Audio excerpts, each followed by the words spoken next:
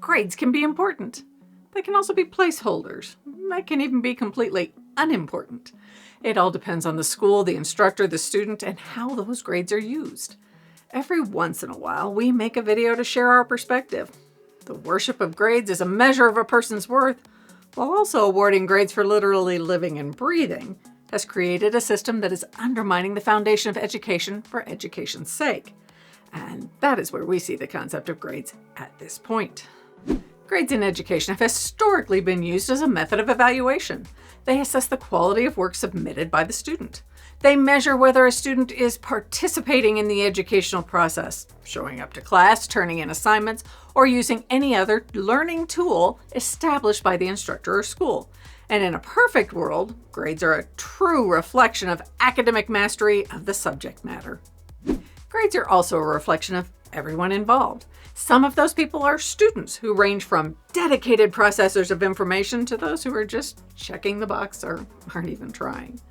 Instructors also impact the validity of grades. Some teachers, instructors, or professors are intent on measuring the core information important in their field, as well as the nuances. Other instructors use assignments, tests, and grades to measure progress rather than the ability to reach an academic understanding in state. Others simply use a grading system to check the box of making sure students are receiving feedback. Instructors have priorities, proclivities, prejudices, and policies that impact the manner in which they award grades. Administrators also influence the grading systems of individual educational institutions. For example, districts or schools may determine that no student will be allowed to fail their classes. As a result, all students have a 50% grade floor in each subject before any instruction or evaluation is provided. Graduation rates are prioritized more than the measure of a student's knowledge. Another way educational institutions can affect grades is illustrated by the decision of the Literature, Science, and Art component of the University of Michigan, which recently announced that grades will not be assigned during the first semester of a student's first year of college. Note, no other college within the University of Michigan is following suit. Students in these classes will receive a pass or no credit designation based on their performance in class. These designations will not be reflected in the student's grade point average and will not appear on external transcripts. The intent of this policy is to reduce stress and performance anxiety among students. Students will receive feedback and grades on their assignments and tests, and they will be given a cumulative grade for the term. These grades will be used in financial aid, academic awards, and athletic qualification decisions. And yes, that does seem to undermine the intent to remove the grade-related stress and pressure, but what do I know? Other schools such as MIT, the University of California, the Institute of Technology, Wellesley, and Swarthmore have similar policies. And as much as it pains us to say this, some parents try too hard to influence their students' grades. They pressure teachers and professors and insert themselves into how grade point averages are used for awards and selection processes. We need to be clear. Parents need to support students as they question or challenge grading processes or outcomes, but there is no productive role for parents to be directly involved. Individual parents may win one or more battles, but they are completely missing the opportunity to win what is really important: a young adult who can advocate for themselves and hold themselves accountable for their academic behavior or performance.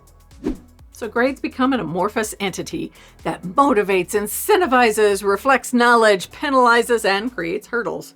And the funny thing is, they always have. And yet, grades are used to award money, prestige, career positions, and further educational opportunities such as honors classes or admission to graduate school. So a grading system that reflects changes in the proficiency scale for earning an A or B, etc., grade inflation, grade floors, retake and revision grades, credit recovery, and all forms of grade weighting makes the evaluation of one student's GPA versus another student's GPA a bit of an apples and oranges situation. So as colleges evaluate high school grades and as employers evaluate candidates for positions, the grades become less a hard and fast measure and more of a start to the conversation. Thus, what a student learns is far more important than the grades on their transcript. And that is what all of this has to do with each student. Stop chasing grades, start chasing knowledge. And by the way, there's a strong correlation between active learning and grades that positively reflect all that has been integrated into your understanding.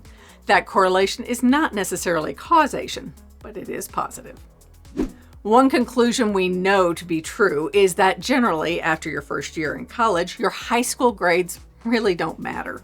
After graduation, whether for your first career job or graduate school, a student's grade point average seldom, if ever, matters. Those grade point averages become obsolete as your new performance in college or on the job becomes much more important. Students should focus on learning and building a solid foundation of knowledge that will lead to success. All grades and GPAs are significantly less important. Please like, subscribe, and share if you found this video helpful.